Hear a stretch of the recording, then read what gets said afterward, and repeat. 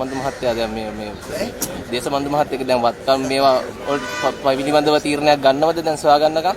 නෑ දේශබන්දු මහත්තයා ඒ කියන්නේ මාතර අධිකරණයෙන් තීන්දුවක් තිනවා. ඔහු තීන්දුව ප්‍රකාශයටපත් වූවහම ඔහුත් ඔහුගේ පවුලේ උදවියත් සංගවී සිටිනවා. ඒකෙන් පේනවා ඔහු මැදිහත් වූ කාරණාව නීති විරෝධී බව. ඒ කියන්නේ ඔහු නීත්‍යානුකූල කටයුත්තක් කරා නම් මෙහෙම සංගවී සිටින්න කිසිදු හේතුවක් නැහැ. අපි විශ්වාස කරනවා එතුමා ඉතින් මේ වර්ගාඩි 65000 ගානේ ඇතුළේ මේ සැරිසරන්නේ. ඉතින් දීර්ඝ කාලයක් කොහොම ඉන්න පුළුවන් වෙන එකක් නැහැ. එතුමා නීති ඉස්සරහට අනිවාර්යෙන් එන්න වෙනවා. අපිට ජාතික ජන බලවේගයේ ආණ්ඩුවට පොලිස්පතිද දේශපාලඥයාද කවුරුවත් තරාතිරමක් නොබල අපි එකසේ නීතිය ක්‍රියාත්මක කරනවා. නමුත් මේ දැන් මාධ්‍ය කියන්නේ දැන් මේ පොලිස්පති හොයන්න පොලිසියට බෑ කියන එක.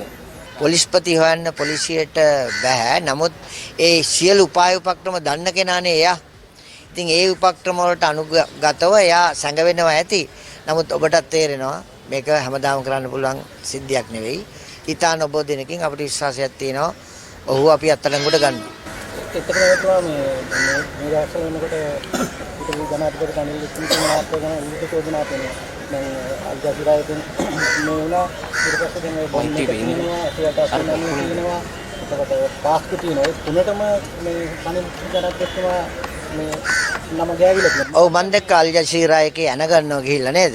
අල්ජසීරා එකේ ඉතින් මෙහෙමයි අපරාධයක් කියන එකක් කාලාවරෝධය වෙන්නේ දීර්ඝ කාලයකට පස්සේ. අපරාධය කියන එක අර යට සැඟවිලා තියෙනවා. ඒක කොයියම් මොහතක මතුවෙනවා. එතකොට විශේෂයෙන්ම පාස්කු ප්‍රහාරයත් ඒ වගේම ඔබ කිව්ව බොඩ් ස්කෑම් එකත් මහ බැංකු බැඳුම් කර වංචාව සහ බටලන්ද වදකාගාරය.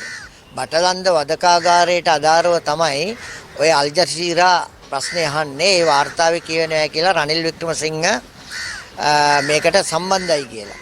ඒ වගේම තමයි මහ බැංකු බැඳුම් කර සිද්ධියේදී දැන් අපිට දැන් මේ උදර්පණ නීතිය මත සංගවී සිටින අර්ජුන් මහේන්ද්‍රන් එයාව පිටත් කරේ මගුල් ගෙදරකට යවනවා කියලා. අපි කිව්වාම මෙහි තියාගන්න කියලා නීත්‍යානුකූලව අපිට එයාව අත්අඩංගුවට ගැනීමක් කරන්න පුළුවන් කියලා එයා සහතික වුණා.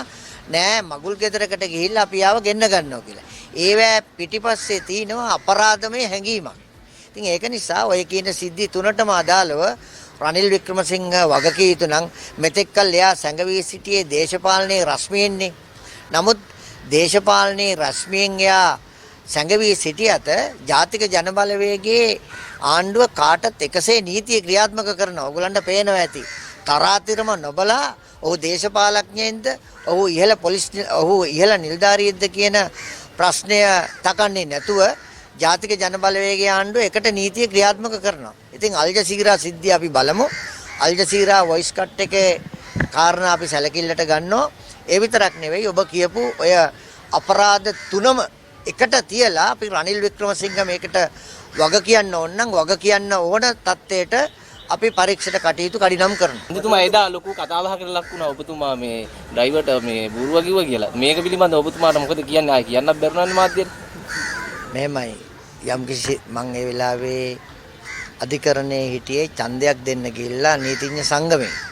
එතකොට මං අවුරුදු 26ක් සේවය කරපු තැන ඒ තැන එහෙම සිද්ධියක් වුණාම ඉතින් උඩ පැන hina වෙන්න බෑනේ උජෝ කියලා යම් කම්පනයක් ඇති වුණා. පටලන්ද කොමිසමේ වාර්තාව කවදද සභාගත කරන්නේ? නෑ ඒ වාර්තාවට අදාළ අධිකරණ අමාත්‍යාංශයත් එක්ක හර්ෂණ නානායක්කාර අමාත්‍යතුමත් එක්ක අපි සාකච්ඡා කරන්න ඕන. ඒකේ කඩිනමින් මේ කියන සිද්ධියට අදාළව ආණ්ඩුවක් විදිහට අපි මැදිහත් වෙනවා.